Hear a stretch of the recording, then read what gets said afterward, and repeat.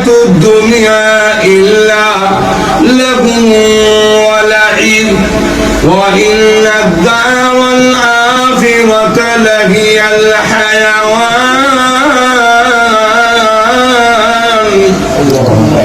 আল্লাহ বলেন খেলাধুলা শুধু বাচ্চারাও খেলে, ছেলেটা হয়েছে জামাই আর মেয়েটা হয়েছে বউ। তুলা বলো দিয়ে খুব মজা, লাল মারবে একটা তরকারি মরিচ আগা ডুগা দিয়ে তরকারি, দুলা বলো দিয়ে খুব মজলাও, কাদা দিয়ে ফেক দিয়ে সরা মিটা। ছেলেটা আবার কয় তুমি এখনো বাজারে গেছে না, বলে যে পেঁয়াজ লবণ মরিচ নেই, কোন সময় যাইবা? হ্যাঁ কয় ব্যাগ দাও, এমনি একটা কাগজ দিছে, হ্যাঁ করতাম চক্কর দিয়া আরো অনেক কিছু সাদা সাদা জমায় কয় পেঁয়াজ রসুন দিয়ে দাম হয়েছে, আপনি যে করছি খাইব মাথাটা গরম হয়েছে, ইটালিয়া সিল যে পুরাটা এও কোনো পয়সা বাড়ায় না।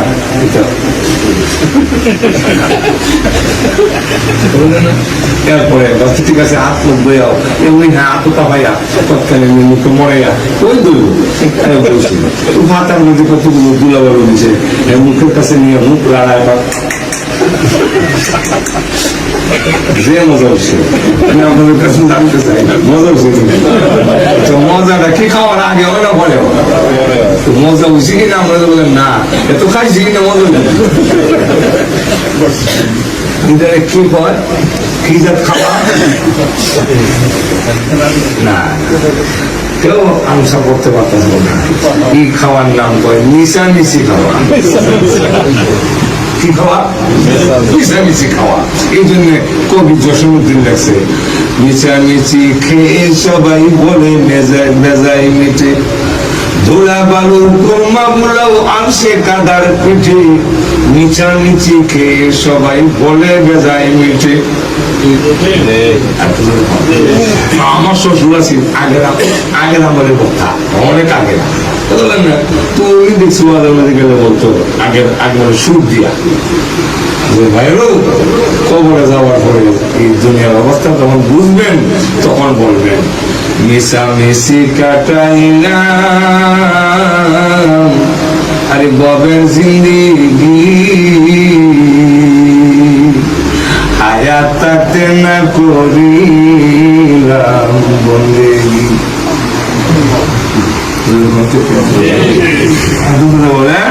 তখন কবর জগতে গিয়ে বলবো মিশামিশি খাটাইলাম ববের জিন্দিগি, জিন্দিগি তো মিশামিশি খাটাই দিলাম, হায়াত থাকতে আল্লাহর বন্দেগি করলাম। এখন যাই হোক সময় কিন্তু কম, এইগুলো দুটা বলার পরেও কিছু সময় খেলাধুলা বলার পরেও তুমি যদি সেই জিন্দিগির পিছনে লিপ্ত হয়ে যাও, আখেরাত বাদ দাও, সেই জীবনের পিছনে তুমি আকৃষ্ট হয়ে যাও, আল্লাহ আমি দেব।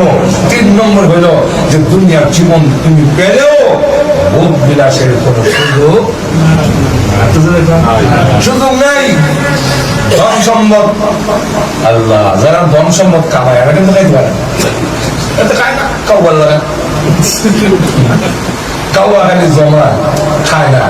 আপনার উঠানে আমাদের বাংলাদেশে উঠানে দান বা যে কোনো মরিচ দিলে অন্যান্য প্রাণীরা পাখিরা জায়গা বসে খায়, খাওয়ায় খায় না, চুপ করে নেওয়া যায় ভবিষ্যতের জন্য।